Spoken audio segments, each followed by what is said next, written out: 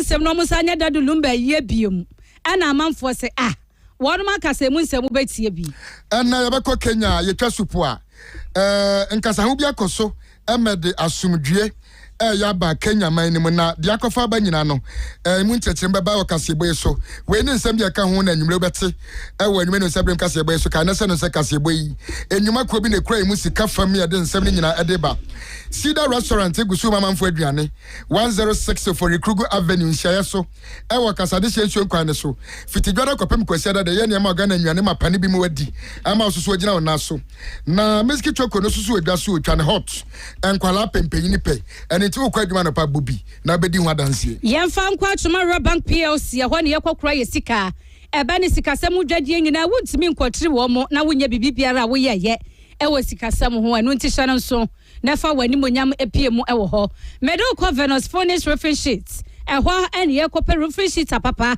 amannwuma kuo ni ankrankra ni mfaku a wono mu edi dwumaso kasebo da mu fo nyina ka ho bi ena nwumre yade basamfo panyini Aboaje Dominic Sanso ena Kesi Solomon Mafu omunyina kruchi nsem ne gukrata so Faiza ena Afa Isusu no Paulina ene kasebo dem fo nyina nene oba Facebook na tia ye Christopher ena de ye ko anwumre kan ho na ye nko oba Facebook ne so a Angel FM Kumase 96.1 Sanso ena TikTok Angel FM Kumase na afei YouTube ne so ye Angel FM Kumase ya de okọ Grace TV fan nsem ne bi ato apese Sanso ena Pure FM de nsem ne bi enenam akankanfo abati yanka me moso hene asonaba kufiti asemene the finance minister Afia Achia Brodia aka Midibewum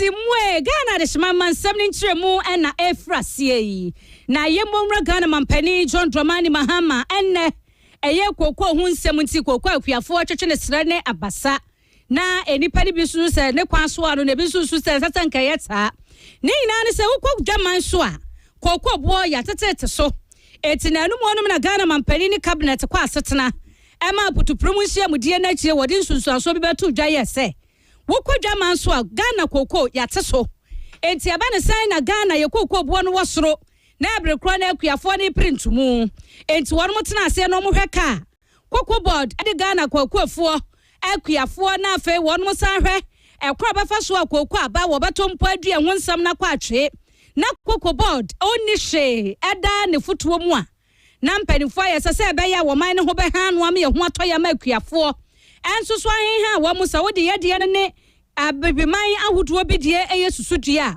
yede no kra bro ewo soro etianam so mo muti kokko bo no so kakra asemi anya abodwosem akokra mfa ma kokko akuafo wono ma twetwe nsem ne saa enam so ema Ghana mampani akire se enye fe na ye ne fe anasempo wo pe ne saa nanso so aba ne saa papa nwoma so opa nwoma so enye ne yiyo enanu mu da na emom ne yiyo ne yiyo nyina ne se kokko kuayo no kra no se ho akohia se ye mu nsakyraye na saa nsakyraye bua ye kwa sonko so ema wani a eto wani ekoton no wo bia ho hare wo mo wodi nsemi tuja ewo inaugural Ghana 3 Crops Investment Summit ni exhibition ase Accra enne dwumadie no ekoso na aba Facebook no so na hwani pa na abodom pem wo ho eye kokko akuafo ani nteni akukudam wonum nyina don kokko kuayo ne bi na wonum abo apeso ewo ho a na kire se mampani de ne nkyerɛkyerɛmu ne guso ano se okodwa man so a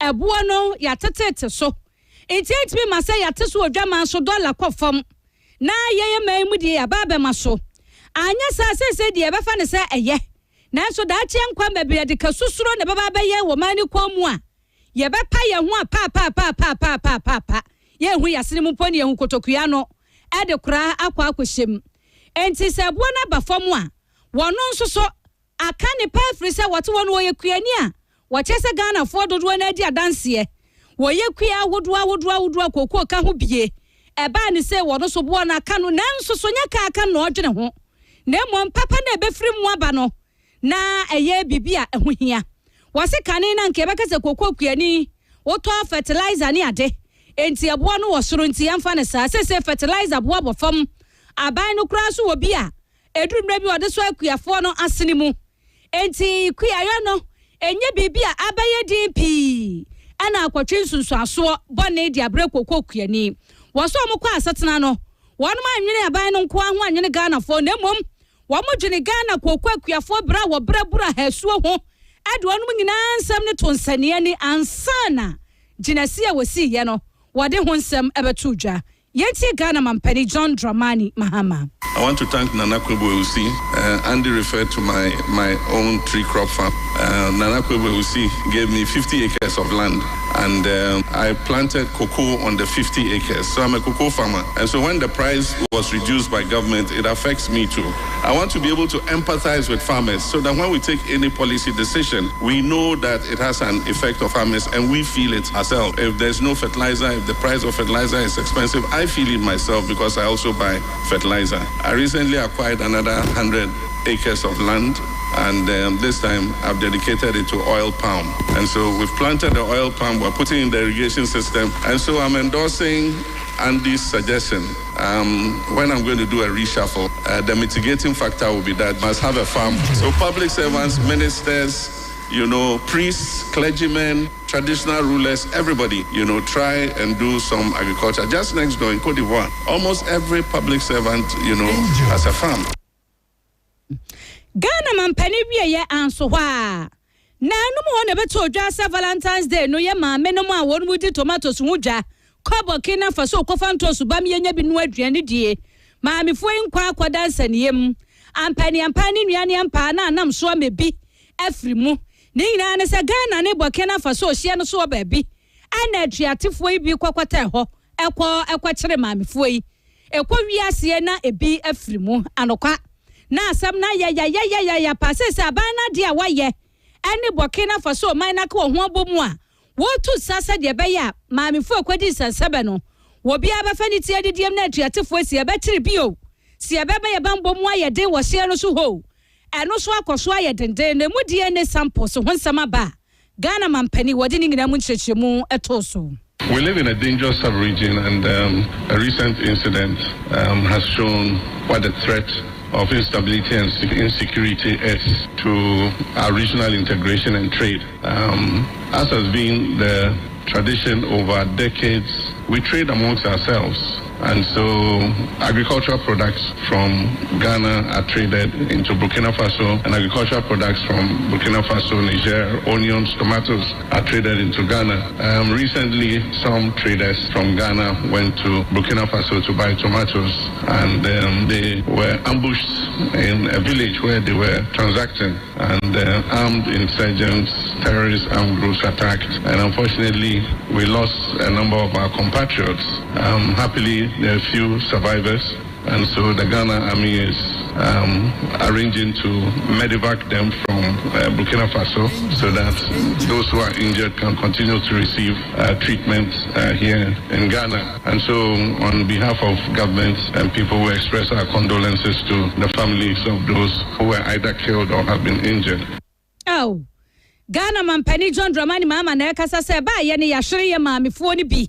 Ewo san kwanhia esi na no eye Vows Day 14th na eye memene danimu wo begina wesu amabusuo ni nyina yakọ no aka acho mo se wo mko makoma nto wo mo yam na nipa boafo na ne nete wo ne wo mamu a na aye bibio ho nanso so die sie ni nti wo bekwaso ne Burkina Faso ayire bambonim ede aboye maamenom eho eban yeto aso. Ya to nsam na so anwe no nsabrem ka se bano asugusu a wutie wo Angela Diokunsia akiri poba akoso na ya to so da ne yakọ abra eno no barekase ya wasantemantem na ana wie yi ewo Ali Baba program na so na assemblyman yo ye abra electoral area Honorable Ibrahim Sumaila ene ne din komo efa enra ya arahosem bia esi ewo abra mpatam ho na ne nyina ne se mentem ho ase bi ana sore wo maame ene ne bantem ana sa mentem ho ase enam so de sekatwetwe ba ya enam so ba bofra ne twitwa ne maame ma amono mu ha oto anananom e wonsie do ekoba ne sa anya ne nya ba ko de e na ono so to aso ese de waye no obaye ne bia sa nan pa nti ono so boa ne ho e de se ka hye ne so wo brekro ne mu a oni ni nya de sie ne wiase no na omu nyina de se ka twitwa mo ho a na nya asam ketwa kura impanyimfo e ma posifo aso te se asem se na akoso ampa mo bai na enwanu mienu ne de wode okodu hospital na chese wato nananom wonsie do a omo ye mo hwenye nti omo de omo kamo maame ho akogu bia okora amu se obehwe na watima ye mu nhwehwemu yie akosi ase na wo Alibaba program ne so na wonabo Ibrahim Sumailo no na ya assembly member wo ho no edi nsem no nkyeremu nyina edi tu dwa no kyeremu kwankura nam so ma sa asem nyeri si ya akofa sa abraho semi edi aba enura mempesha so ya ntia asem de kura enura ebo be 230 na yeti se abrantie bi ne omame anya mentime ho ase wo ebura baby efro ho achiase ti sa ne ebo twise e kwa ko hedi akosi wo ye no na abrantie no watu ahye omame so atwitwa no kura omame no wu onua be ma eka ho no ehu se otwitwa omame sa no so ye se da bi won pini ma otwitwa omame sa ono ye se okoje omame no ohu se da bi se ne menua ne sitie no okura second ye se me so me fa second ema ono so fa second di kosi onua no so ebe wi ase no we etwa we na we su twa we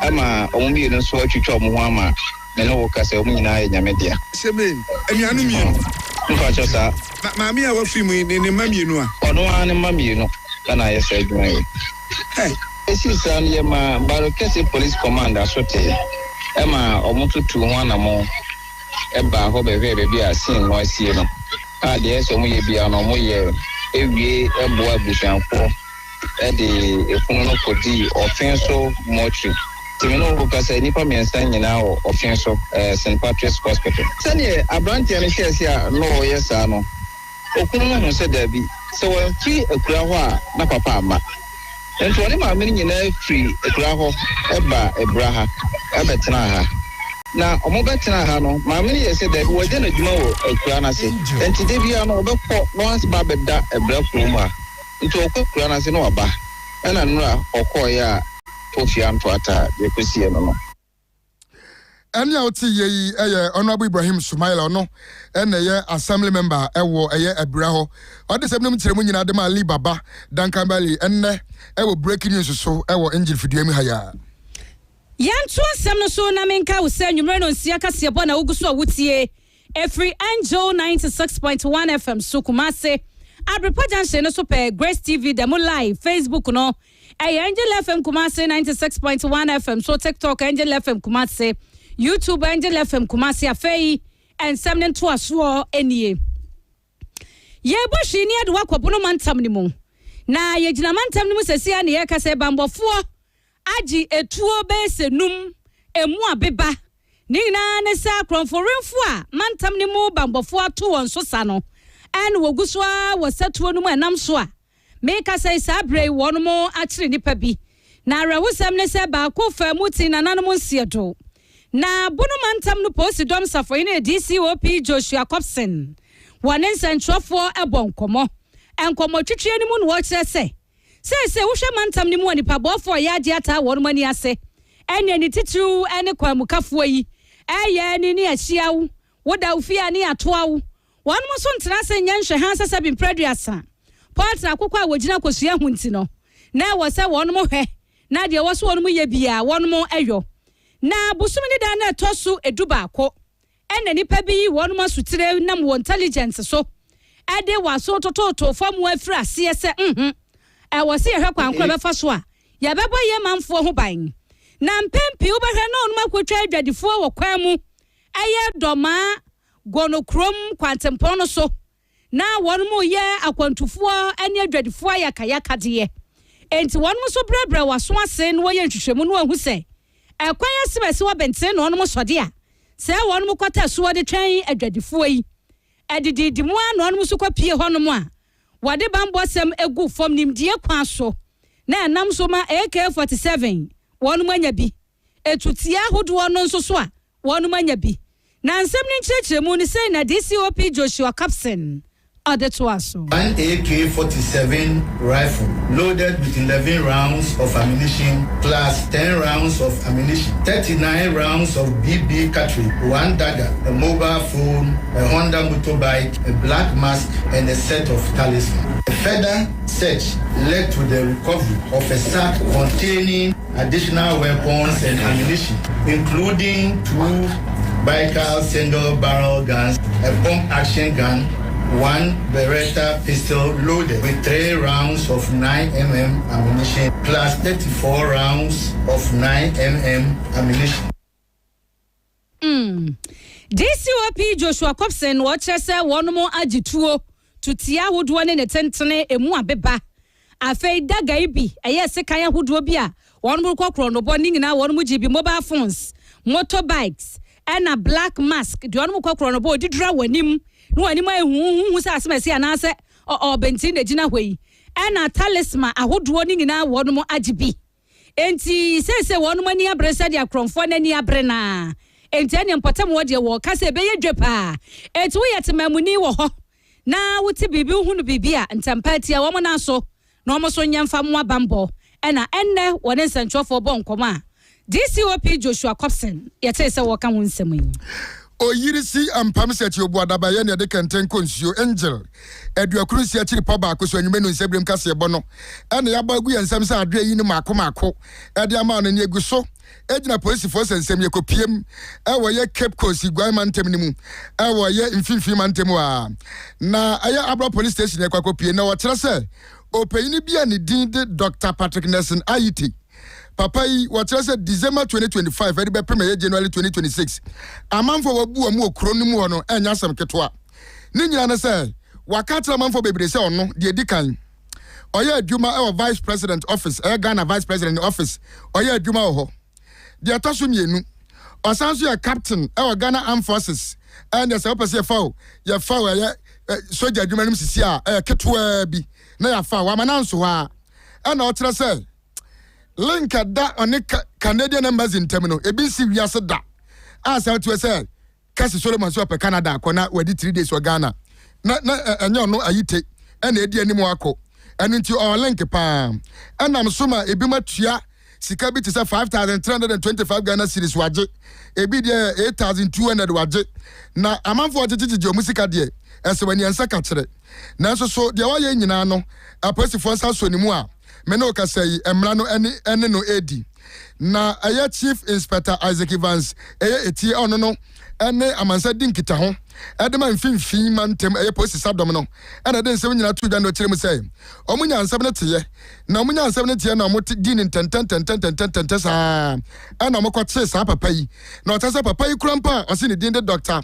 Patrick Nelson Ayite no aya sa na de din teye ni din ankasa na maame ene ne papa wo yade to no ya fa no Patrick ni toto ana mo de to na ana ma udisem ene bonefosem ti wasa ne dia ya no Dr. Patrick Nelson Ayite na wo kire say omukọ ne fie no omukọ ho ya Ghana passport bebre e won fie sanso ena ya amanfo school certificate ena birth certificate na fe Ghana card bi se ni nyina we bia ose no na no na mpanyfo age ni nyina omode agu om nche na omoye nsem hwe no mo kire say u bia sa papa yi unim no waje sika free nchen so obebo mo akọ ya soja anaso de utukwa akwa amanone anase empo wakati se obemo adwuma ewa ya vice president office no brana so betirechire mu na wabra chief inspector Isaac Evans ejina simpeni apaso kasare sei e no kire nsem nim de fai. 16th of February 2026, Anna Abra Police Station. Enya report say every December 2025, ABC January 2026. Opinipia or did Dr. Patrick Nelson Ayite or say or Yejima Vice President's Office or also a captain in the Ghana Armed Forces. And I feel so or say or Nko Frebi and Canadian Embassy at 5,325 and 8,200 if in Kofebuha and say or pay Canadian visas and a work permit amomo. Also, only ya Sikan so amba. Police yantie Kochi Abranti on hideout. Police initial searcher, Omoya added the say, or 10 Ghanaian passports on them, or some other documents, be to say school and a birth certificate, and a first Ghana card, so count on them. If you also did say, on next Sujani, on New Juma and Ghana Armed Forces, or Southern New Juma Vice President Office, and our face so only Canadian embassy any track or Nimum, almost Nimni. After so on your medical doctor, Nanidian Casadi, Patrick talk to police the suspect name Echo Cape Coast Circuit Court, na her worship, Nana Abakwe Banuno, or Tidrim, my court query, court shall say, Yafanan court into police custody, Nyansan Fanembra, 3rd of March 2026. The Central Regional Police Command, air share amount for an amount for say, Ekanka Omwa. Abanti Adifotomo, and I say, information be offered Banti on Naka 18555, and now 191, not that Daniel. And you see, Chief Inspector Isaac Vasseti, now to say, or then 7 minutes to the not to say, what Papaya Yaboni Dean, some member Patrick no, some member Nelson no, Patrick ni Toto. And I say, Dr. Patrick Nelson, Ayite Adu Sikadino, offer a year. 18555 and I say 191 in pay for better now the was seminar ko to many say omansaka papa no what post for catch this here mo no me na kwa kwagina asem dibia is so mo gada information mugusu gada no mat media abone kwadu na kwatere kwa so be man toma eya no wetie ndi papa yoda hwe ya papa ya say ya mo de aduro na mo kwa ya no mu nanim different say ya mo de aduro na ye ena mo ya saade no so brofo bi o mo be ka no brofo mote no nyasem ketwa wa sheda sua brofo di bunipa sa brofo ne sua de bunipa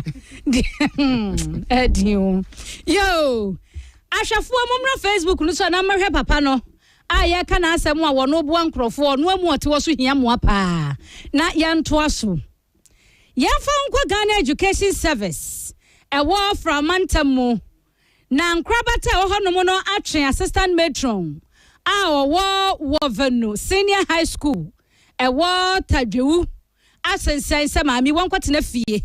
Na yan in some moving Musa Bona, and yam running bedding said yes, Nasa Quabasa so dear, and you're not this year's son sabrobe. Nina says, Suku for Diania. One would say, ya dear Cono. Na assistant matron, one so train equal goofy.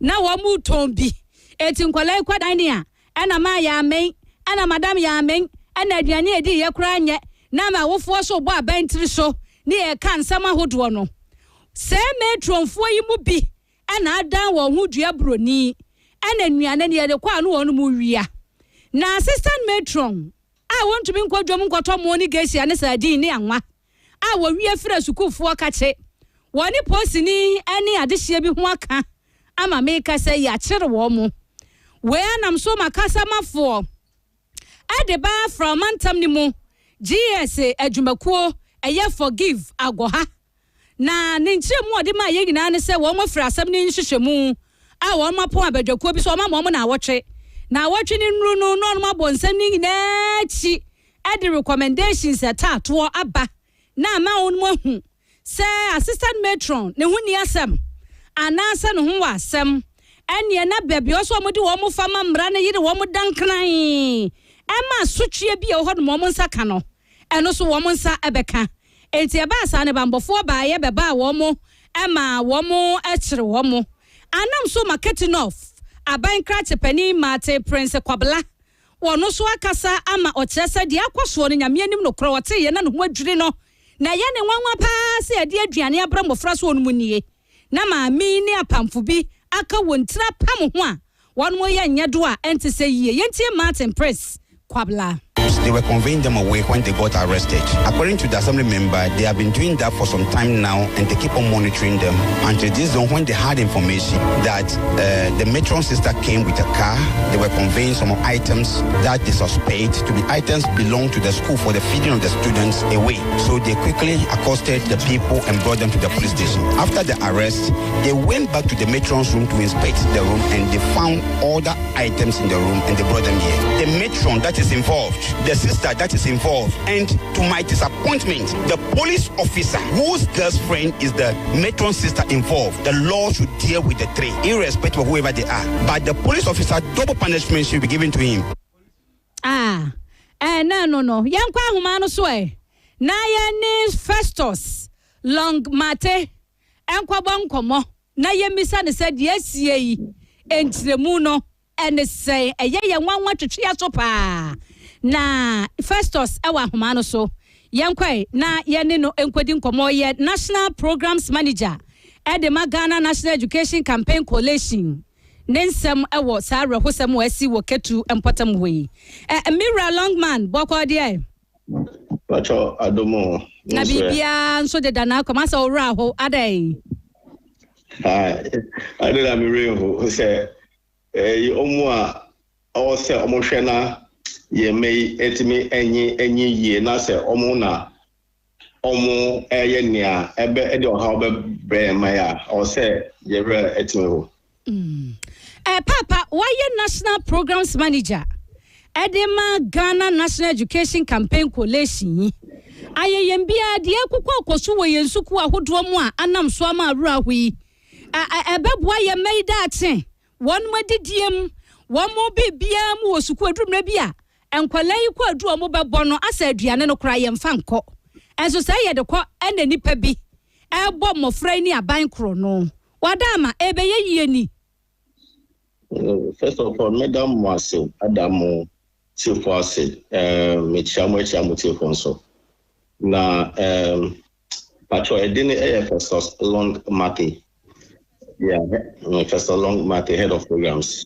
Our Ghana National Education Campaign Coalition. Now, yeah, Jumadiani said, Bebesha said, Bofrebia or my Ebetimi Akko School, Anya Etitipa.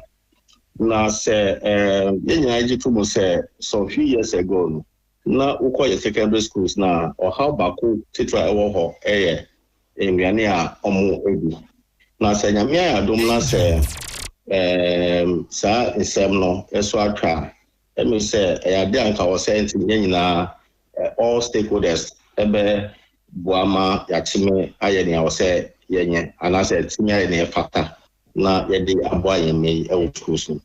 And to say the neighbor schools now omo in charge and as omo responsible for managing this resources, school resources no. Ebe omo na ombe dane omo echi na ombe area ngane na ide koma yeme. Emi say ade a ense fata which is in fact as a coalition no, we condemn such a unethical behavior. Betros no any omwa edo omwa to your schools now misappropriating your school resources the or how edbebre mano. Now to some extent so goes to the extent of undermining the integrity of our education system. And tell me say the idea or say unite condemning na the woman say as a coalition there as usual they be pray for thorough investigation into some of these issues na omo relevant state and I said relevant authorities no title Ministry of Education and Ghana Education Service omo share your school semi so any at the board of the school, ni others key authorities or say omutimi eshena organize thorough investigation into these issues. Na ya shena omu asebi omu yesa neme ya empatano yedi yebe say emrano any ombedi. The essence say we have a responsibility to protect the interests of our children. Na ye may abetini abedan impenyi pa ama ye nyaji to say nnuane a ye may edi no ehu hia say ye behwe say sign nnuane are well protected because omu hia de ama omotimi the atwea there. So when we do these things, what we are doing is that we are depriving our students of essential resources. So the bomb in terms of their healthy development and academic success. Because just imagine, say, they are come and make. Now say, metros now we are doing the coffee. The woman they say, not just say, also, what it is, yeah, also the bomb form. the more so na ebia esan say na then I will say the more no so into ebia I mean the quality will be down. Now so sana na esia let me say idea of how every year me school mo adisua mu mo development mu any BBM as a coalition there we will call for stringent measures to ensure say food management in our schools are done with transparency and also accountable. Now it is very necessary say you make sure say school it should be representative enough. At least we should have representatives from the parent teacher association, PTAs, even the students themselves who are number one stakeholder or stakeholders in this particular matter. It is very important that they also play a role in monitoring the distribution of this and management of this food resources at our schools. Now, let me mention Nema Air Course now Ajay. But one thing that I think that we need to also look at as a nation, the root causes of some of these things. The question is this Ebiana me pamocho me twi shada anya baba ente me come is it the question say Ebiana aketu aye de tu omo no enso mo ana say enfata ana say are there things that authorities so and the MY say metron say ana say omo in charge of this managing some of these school resources and enti ina omo enti call to the extent of stealing and I say omo wia resources I say to me boy me ama bebo on my dachi.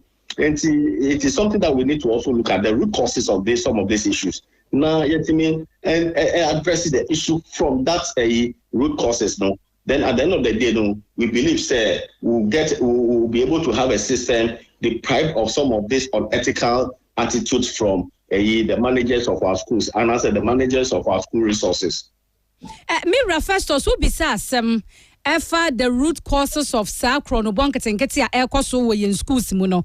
Emma Oka say a yomo salary and salary dear will be said you may need you back at your sunny dear and sono. Nancy only penny honomoa. And whom branca say you winnie pamopon a bini warmer fa. And a woman near Madudu say ya nanani a yana cafe and a moment bonnier to say ye. At my college mimisa say. Why need ye kaya? Ya three teacher ni anase matron a wo wia mofra aduane e dia bro wo se wo muni da bi wanya de din kan ya three bi ye hu bi e won tenten fidi ahodo so e be wia se hwete pansam ye hu ba bi ho asem ekwasie moye collation yi ade na moye afa sa ade no ho ama de ya tie nyina besi na ye hu ba bi ho asem akwasie no mo kwaso aso jagu masem kena na di ho ato etichafo ne masters ne metrona omudi say adwuma iso me say semi enye enena statistics say na wadi kan aka no na nia esisi abetwe mu no say the relevant authorities including the ministry and GS they've taken actions to ensure say ebe deter others from engaging in similar in similar things, but unfortunately as human as we are, people still think they could acquit the system, and that is why calling for stringent measures put in place to ensure and that is also one of the reasons why I think we should not leave the management of school resources just in the hands of some individuals, but instead we need to make it more transparent, but by ensuring your representatives from even the student body, a student representative council, and I say a student body. We need some representative from there. We need some representative from the school structures. To say, in the case of secondary school, maybe there should be some representative from the board. There should be also some representatives from parents, that's the PTA, in terms of just as a committee to make sure they monitor the disbursement and utilization of some of these school resources. na Sanyamaya air course, at least, and also Tampua, a bed brassy, to be at 8 minimal. May. Yadasi. Mira Festus long mate, Yabadasi Papa, Panyamisho. Sir, Wobre, and Sadia won't touch yet young in an year fro, what year so. Nay, them pie water, what is a monkoswan and a sana musujangum. Nema find your emra, our Giannia Bina de Bremo, Freddie Yamisho. Shaman, so. Adafua, a year head of programs, manager, at the man Ghana National Education Campaign Coalition. Mira Festus long Martin, Yatesa Okasa. Na way and yaba kunyam you know yadia air quaswo. A quaben befasu a betriasi, my friend cry wakano. We are bofrana ko why na quacachano. So we impending for Bias to take no tea and ye no so can. Not just a wako bata in 10 year Juma dear. One will be a pa, a bank common of friend Adrian and a munian comufi a day. A day. I asked him, Coffee. Say, the article be bringing in Yancy be antu. Me who do them. The article be bringing and then we find and we find. Sent almost so more fun. I was some yes, I didn't know. Now, I'm say, Ghana for Adina free and some Kakrabiso. Commander Sugar Factory, Bagini, Diwa Ghana, I say no, and then once I'm sorry. Now, your commander at the night go for a brim. I won't feel mantem, the commander Sugar Factory, Uncomo, and the Aquacudi. Nana swore for him for the Juma swore. Only when young for Elizabeth of Swedge, Echo, and Mlasebegem. Namlasebegem or Quayano, Okodin Comobi Mubako, Commander Sugar Factory, no. Baby and a Bobra Quacodrum Prim, I at Tiasia Yakasay. Now, Trasa Sisia, Commander Sugar Factory, no. And Yaman Kitten Kitibia say one. Hey, factory in Yajumaba say cry. No, Bobon Yama be so, our simple for Yen and Menimia. Ansana. Aya factory no etimi asanso so regional na so aya adwuma na otrase anya no nko se uyi enema bia asese ho te se aya boiler top coils amoso mbe hia bi na omde acid ye asai na nam sanso ana equipment generators ne motors a asese ho so maintenance sana aya adwuma na wotrase ECG fo na Ghana Water Company fo so akọ akotwitwa won kania ne won suo nyina mesan sei e ka twitwiri dia Commander Sugar Factory no e de abayo to ode ama omo na nya asem ketwa 2016 na ye adwuma yi ebeba ade na ebeba ade besi samre asi kire cap ba kope ene ehu se adam ko bia no ye so di fra no e besi sabre oba no mokoku ayusu nchine oba no ma sa ti kra na banuma ne Commander Sugar Factory and spark ya ne bibia bakwa yo si kire ne wakwa kunya na ma mi kire sei impayfo de nyema gugu akwam se de be ya omobehwe na aban no ene yankrakra bia ka bom na nyema asa nyina amaya ne ho omhwie a na Commander Sugar Factory no asanso gina na so aya adwuma bi. Technical and operational deficiencies have prevented the factory from running at full capacity. The machinery and equipment of the factory have not been refurbished since construction in 2016. Equipment, generators, and motors need maintenance, and boiler top coil needs replacement to bring the factory back to life. Moreover, the factory has been disconnected from the national grid by Electricity Company of Ghana and water supply by Ghana Water Company Limited due to unpaid bills. Added to the poor state of the equipment, the facility has accumulated significant debts. Further, operationalization of the factory has also been hindered by lack of raw materials. The farming community, which was expected to anchor the raw material supply, remains disengaged due to lack of institutional support and unclear procurement channels.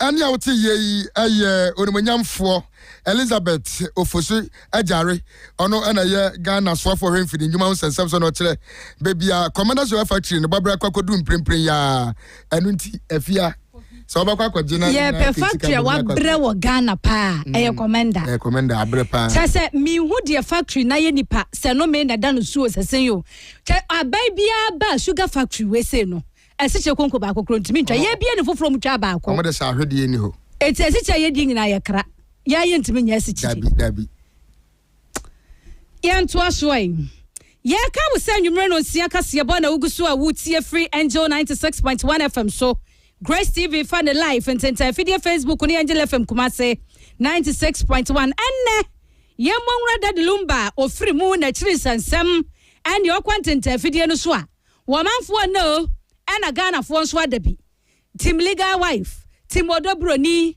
Team Daddy Lumba, Team Legal Husband. Minim se Daddy Lumba wuatie adehua kwa me nya team ahodo. Enne asantemam anom woden sentrofo nhyiamudie tintim so. Na nhyiamudie na se no watoto asere otekura kra ne ba nwoma so. Otumfo ese tu otoso mienu na na nkwa so. Se wo mo sere wada legal wife for na ekon. Daddy Lumba charge kodofo so na yie no. Yansa anya no foforo. Na de ye wa asem ni muntu a mo pese. Wa mo sa ye no foforo ne se. Na yire maami akwoso ase wa huni kunanim. Maami akwoso abrempoma ne apamfo bi abusuafo mo ahufunu nanim. Entu mo pese wo mo hufunu nanim. Ni yesa ye ne foforo. Entu mo besa asante mewura. Yenkwa ni yenkwatie Emmanuel de Grafter J. Awo no Kumase Team Legal Wife supporters no. Ba kono no nsemo a wakan. Nana osetu. Nana ye bo wudi a ye wu kura ni asori. Kwadwo abusia na antene ntam. Omu bo di ma kwadwo sori. Nana we dia ye srawa dawroma. Omma ye dia nsagu ye nsayem. Ya champa nyina ne se. Nana fo na sifo. Ekwa bia wasi ye faso na ye wu ye nia tas kwadwo fosu. Na ye sie no ma asumdwe eba no. Mesre menhia nana tiame hinofo nana paakoso hine nana nsuta hine nana eko nana sechre mesre nana no nyina se monka bi maye ni anwuru yenya taskojo fosu ni yenye ade ese efata enfama no na Ghana di hu yaw na ze Ghana dodo na nim se yakan ya no atum ba mi gini ese yenkan ya no ntum ye ma ye homene so ye nyano mo ma ne mema mo wo amanone munyina mo ni tia bi mo a mo hye ye free baabi bebre munyina mo hye bi ekwan ya ye di ye ma mi akosi asewa afaso enchaye ye sra se nyame ya duma enche ye ko appeal ye ya disre die a ye sra appeal ko judge ne se ye ma mi akosi asewa osu asem omuma pepeye enye adwuma yankwa ni yankwatie supporters ni bi na obadam hanom obi a kire na adwo obi se kura de ma asem watue afiri se asem we ya kine nsam na wo honom no ama ma asem nya na kono yankwatie bi an Team Legal Wives and Husband yeah this ready ene enuntie ma ye press conference no e was stadium hanene say e wo stadium hotel nene say ye pese peperiyo pepepe ena embra ema ye maami akosi ase wa fusu any the immediate family of Charles Kojo fusu nti e be sre ye na o te kokko so ye bo ndi ane abu emu as na ye sre no onhwe a peperiyo ene ye papa Charles Kojo fusu Daddy Lumba oya santini a oto asanteni mo obi anim wo wi ase nyina broni na sebi onte brofo anka Michael Jackson kra no kenya ne yonko ene Daddy Lumba Yo, Team Legal Wife for and Central Function Diase. Wamudin some way at was Santamai and him yet was so. Yet one seven so na yet Gina Santimantema say na Mlaseba Janet Mamma from Moswam about 1 persuaso. Onumian for lawyer John Kufidako. And why I be at the menu Makubi, I want him persuane so. Na yedo akoye no na ehusika esom Ghana sikano eye opepem enum 5 billion it is kind of 500 and this kind of 500,000 Ghana cedis. Na ade oye nyina ne say enuma ko ne de omade se de betu omanim so mu hia ne ma bia beboa ma mu dwumade omudi no atimi akwa anim enam sa so ema o kire se wakwa emra se bedwane di so hwe na sa nyuma ne nyina timi kwaso ne mpeso se de be ya amanfo yi edie na afa mu mpuntuo eso be kwa anim enti laptops fridges and air conditioners projectors rechargeable fans desktop computers and afa so no table and chairs motorbikes wheelchairs and afa sewing machine beble na no de kwate wo mo a and ho aye nika sem ye papa o wi so no kire mu say nipa bi wo ho so timi 2 hour this year so enam sa so ema nipa makoma aduasa nan 34 watimi aso wase a wo be ko suku na wo ko sua de beboa ama oman no so atimi atumpo yenti ensem a onimnyamfo lawyer John Darkwa editu dwane bi Valentine's Day, but we'll be here. Me hospitals, any schools, any institutions, I have many no more day near my atumenim. If we say Valentine's Day, or say a chair or door, when we say no, the opposition. There's no say brown. It's me near my mouth for here. Now, Kakra beats me. I Diamond, Abom. I'm here and there. I'm about 34 scholarship to. There are several people, about 34 people. There are some over 30 computers and other equipment for mobile lab. And I'm a sewing machine. I'm a fridges and air conditioning and chairs and Sikaso. It is a MPD. I will call now for from some area. I'll say already here almost soon now. We are I didn't see a minister. I said, Brown, the Babuam constituents. Tiano and a man, maybe this. The message almost say, especially motorbikes. Adi all the Boa institution. And now, la Sebedwane de Maman for more swami. On for John Darkwa, and now test what the San Semi to the Pepe, and our principal war swami, Technical Institute, Ura and Sumanu Redin, as we didn't send to the Adap Peninasi, I would do media obedi at their mom. The honorable why because the admission this year's in Kwai Pankolabe 550. But now I was all mobile school on a Kunyansa Maya Timpa school. The honorable 500 chairs I was the Amay, but a Bab Pa Mankolana this year Apostle. But I Kunya Ma, but Opa is Kumu, Nankolani Suya, the organs of Akunya Bakuna and Kolabe and a Tiswa for Musuya by Mene ona bada omani awodi amaye dia at least akwalabia benya gonya tena so na owi papa na wona niema e bobo so nyina e bi ko wo metre se de beka ne poto kasem se beneficiaries no enso so ene angel kase twetwe nkomo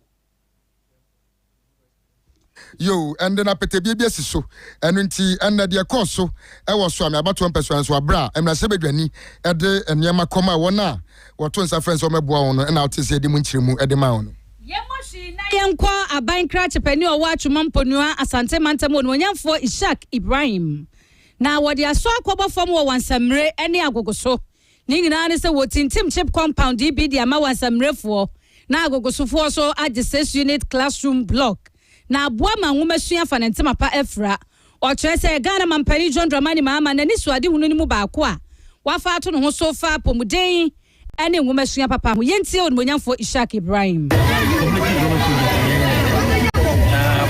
no project come up ka bandia break say ni be say e be ka so ah yes papa what and we o apa ya ko ina sia ya ai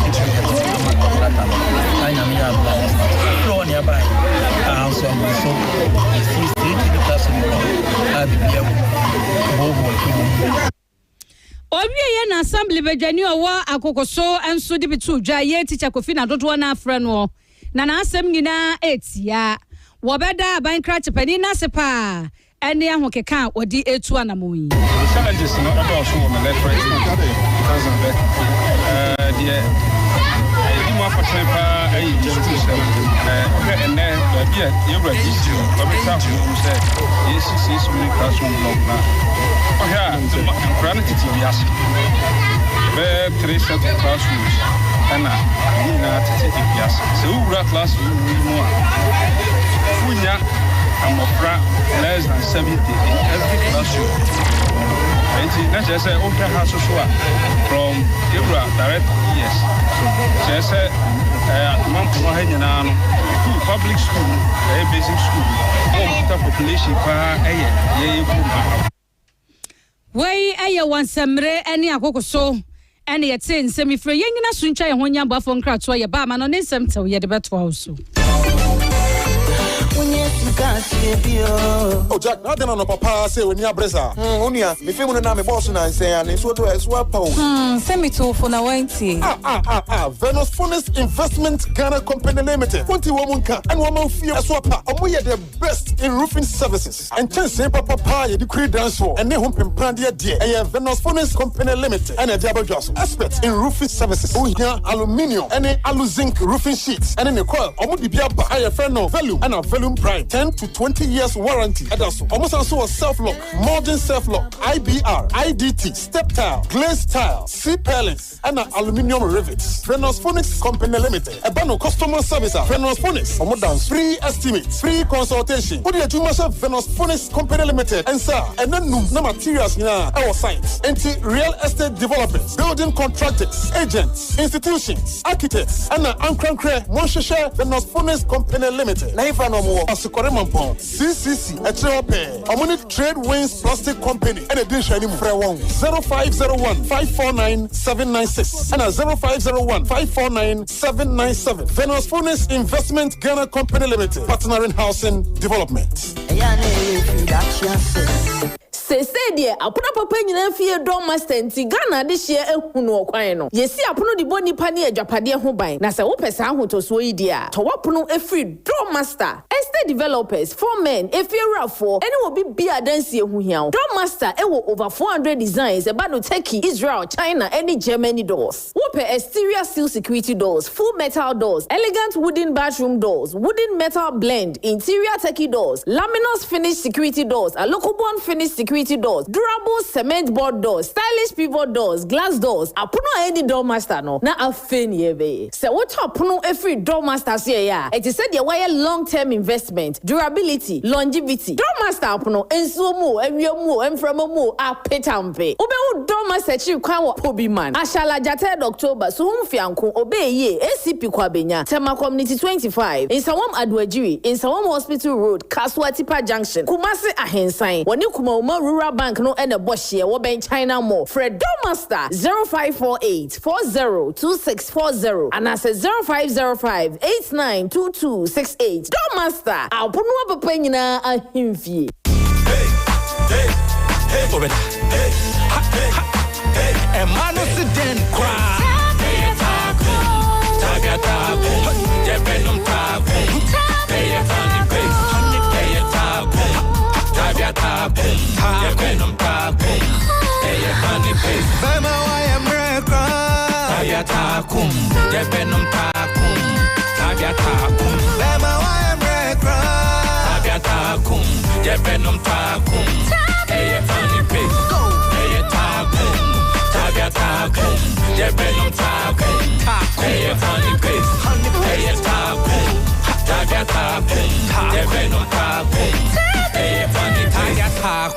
This advert is FDA approved, not recommended for lactating mothers, pregnant women, and children under 15.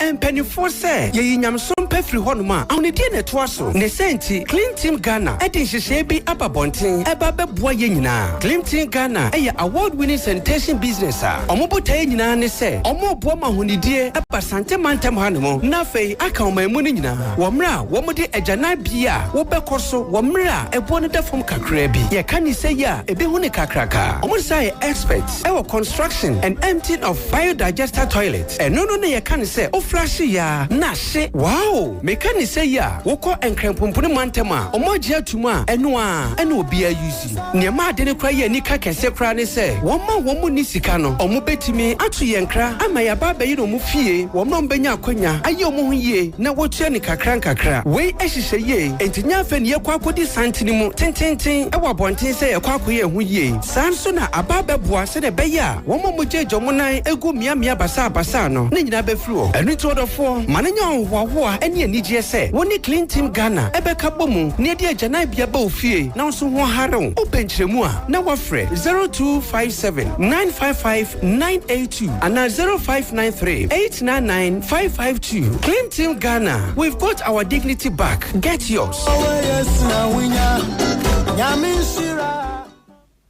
Yama tiefo nyina kwa babiem yakwaji abofo dodi nkrato afei yenko wie kasebo no ewo amanone mena wo kasebe na nunie na adwumayefo omwo Jomo Kenyatta International Airport no Kenya hinkro Nairobi ede omo na de gu fom say omo nya adwuma esanse enema bi nkoya mpemfo empese omo ne omo bekasa na nanu we yachi no ama wona otu kwan afa eye wiem seji abia ho broni bekasa omo stranded pa nanso so mpemfo ne adwuma ko yɛsi nkonwa kasa ɛnɛ me no kasa yi ɔmasan so ɛde abɛto dwa sɛ ɔmo ba na masan so aba adwuma nti mo a mo atwa yɛ mo take sɛ mo bɛfa aeroplane ɛwɔ Jomo Kenyatta International Airport ɛwɔ yɛ Nairobi Kenya no mpanyinfo kyerɛ sɛ sisi a bibia da na kwama nkakra adwumayɛfo ne san so aba adwuma abɛrɛ sɛ bibia so ɛbɛtimi akɔ so yɛnka ne nse ne so sɛ Jomo Kenyatta oba ebibire ma sɛ ya airport no one of the busiest airport a sɛ kɔba no sɛ adwuma ɛkɔ fam a na ɔman no so sikasɛm ɛyɛ akɔ fam ɛne nti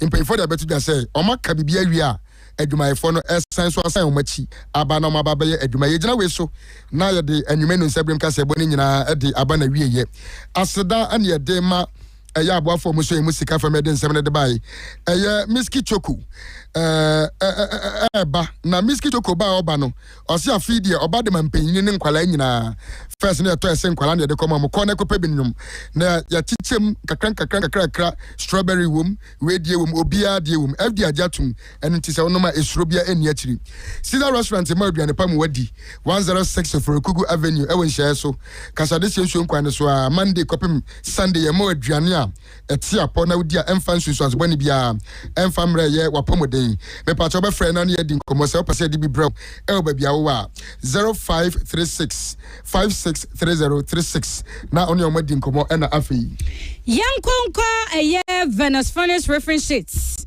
na menkamfo wɔn madwatondeɛ papa informa distributing agents building contractors real estate developers individual churches and institutions. So we self-lock, modern self-lock, Euro tiles, industrial deep through, step tile, steel structure system, ceiling and wall joints here. Hope and make for at the amount. Ye war kumase aso kwari mampong. Need Trade Winds Company Limited and it didn't anymore. Roofing sheets muninga ogoro fra 0501 5497 97 yabajoso na me fa nkwa Chumera Bank PLC ebane sika kra wonu mpa na me wani da so ne ahokeka so obetimi aboa wo eno nti hye no nso na ebane loan na ahodo ni nyina ye mabi etifuwani eche Kumasi onkrobata ni bo me ahodo pi nanso be fra homai wo 0501 387036 0501 387036 yabajoso yade ka se bona si akankan 14 kan nwumre yame emoso hene asona ba kufiti asemene the finance minister Efia Achia Brodia aka Midibe Woma enchia kase enkoma Alhaji Inje eya Ashanti regional eya deputy security coordinator echia pa se enchekrobe ye incoming eya Ashanti regional vice chairman Nyame Aisha Lodge mina na Helena Ban Papa Bondi ata metua me fa woda die nkra 20 waso na face post eden kai ba ho no me yemfa emawo happy birthday enkoma Rebecca oti yeboa Rebecca Erade emfa wumfiri adumu nkwa adumu Erade ntonkwa nem wonyo kese no wonyo kese pa woma wona mpembo da biarada woma wonkonko de nkwa wanim na di nkunim na Erade be koso a atonsupa ede aguso hip ahu ray yo happy birthday ni bi enko ensaima Kwenda Boache Kwenda enkwatenten nya ochefa wate apomuden nya ochefa sikanya ochefa abrabotene ne enko mawo wote kronom ye adwuma okejetia na anwumre mi declare enhyira ene mpagya ede to abrabo so se Onu asafo Awurade a wodi David efri wram na wo hwem moaso ede ne ba fie be ye hene ema besine edin David ewo nsira gede wo mpa hu nsira ene enya Awurade wonya okese no wonya okese pa a hip a hip ahu ray oh birthday bi I'm birthday bi na fanto asoko happy birthday to Aisha Emma Aisha Nyankopon shira pa no nto nkondem ala anye bibia mfama ho wei efri watumoto ose mfama ho Nyankopon enka ho na ma osikasem enyini nkosoro bebre na enyini beye panyini pa kosoa boa Ghana ene wabusu enyina na Nyankopon ya adoma 28 February 2026 ya yenyina ye kɔ eye infuom dunkwa infuom na yakwa koja eye polycarp na wenyan hokafo kama former Hazakens player osansu siakan ewo Moscow Russia na afi Azan ewo Turkey ofosu anane wenyan hokafo kama pa Barbara Day nti enyina yakwa be refreshment no ewo ye inform wa senior corner opposite wa 2 p.m. Nyankopa yadoma 28 nti obi anko na yanko boy ye ofosu anane Polycarp na onfa ne wedding enhyehyɛ won say wosresere enche bia so Kofi na bela so be ware ti so bisa Christopher yo matia ne me wia ye bedi nkowo yo abusia ya de enka ba ye wo ho etua wo so sa o pe washing powder papa na o pe washing powder eti apo betimi de asiw neoma na neoma no ensene na afei so ani empa na ebo no so wo fam de a ene me kanfo insuraba washing powder e de amaw yankwa na washing powder no de si neoma na se wo hata obeka se de watutu perfume bi e de agum da bi e insuraba washing powder okwa shops ahodo ni nyina mesrew na wabisa insuraba washing powder ubenya bi ato o pe ya kwan a ye wo Ashtown Kumase yawo Abyss Park yene MPP office no ena eben opedodo so etu a obetimi afrey ewa ahomachufo iso 0257 425 374 and I say 0534 397 421 afe ekwo na abusua ewo tonto kokoben a ewo asuofia de ya oni areho esi adofo se oma de nyina omode hye omo papa omo futufuo ofa ya sapon ono na eye panyi kofabaya na oda asomafo gospel band ano ene waka enchina gu wa bra aduane esiso empanyifo se owo ekrade a enkwa entumi enyenti ya sapon atoa na namo ewo esiedo na ya edachina ena ne vigil night no ebaso ye nyina ye beso candle anasa ye phone light na ya koto ne nyom adi no ho abobo ye behia ewo NS chemist pharmacy nanim ho a uduru abrepo junction ngele fam yanim ho a na okọ wanim kakra ubehu NS chemist ho ena nyame ya adoma ochina anwumre no nsia akosi anwumre no nkoro ye nyina ye bodompem akohia mu ho na ya to ne nyom adi no ho abobo na na de chia eye ya wada no nso ena ne na awotwe da no ebeba so ye be na awotwe dai ewo Asuofia Town Park free anopa no nsia edikosi anwumre no nsia nti adofo moma ye nhye ne so na ye nko di na awotwe dai ema ne nyefe esan say ya sapon ote ase no ne nyom bebre ho a na eye futusem eye nkranhye ede maye pa afensu ni t-shirt no oba Angel FM ha obenya biato ya black na ya sapon ni mfonyini ebom kakraka no ana vigil night nyame ya adom akina na yede kwa afensu na otweda na ya wada no so t-shirt na no na yede ekwa asieti mesrew upe biato a oba Angel FM so a ubenya baako anase ubenya dodoa bia upe bia so yede bemaw Mr. Martin Mama edi anadodo na efre no ene Nana Bank onya finhia no aduosia enso empanyufo a eti ayipaso nie abusia panyi Reverend Charles Mama oye presiding elder ewo the Blessed Bible Church ewo kronom Apostle J.K. Mensam oye sofo panyi ewo the Blessed Bible Church ewo kronom ena afi ya de nyina ye papa Dr. Kweku wote panyi kofabai ono na da Angel Groups of Companies ano Maxwell Atengani oya retired COP and afi Dr. Nick Danso AJ oya president of that Ghana Link Network Services ano asofofo ne asorin panyufo a omo the Blessed Bible Church nyina enso eka ho bi Bishop Dr. Charles Frimpong or the Blessed Bible Church at Atasmaso branch and afe asorin panyufo a omo biega ewo Kumase and afe Ebenezer woma businessman ewo Dr. Mensa Emma Nancy Mama or USA Emmanuel Mama Matilda Mama ewo Jesu Police Service and afe Joshua Mama Oba kunani Mary Mama or Atasmanso. Say na ye no ho enhyehyɛ sitie. Abusuafo se omo besiri pɛ area edafiada no. Omo besiri epe ewo New Life Homeopathic Hospital wa ewo Atasmanso. Afei na de chia memenda no. Abusua de maame ebeto empem. or the papa beto empem ewo Atasmanso School Park a free ahomache no 9 no we are wakoye ewufu sum fefefe so amano ewo Atasmanso School Park hona we akopɛ no krabe ewo Atasmanso amusiye abusua besa wonachi abetna se abenom papa chi sikasa edikan ewo Atasmanso School Park a free area donko edikosi enwumre no nsia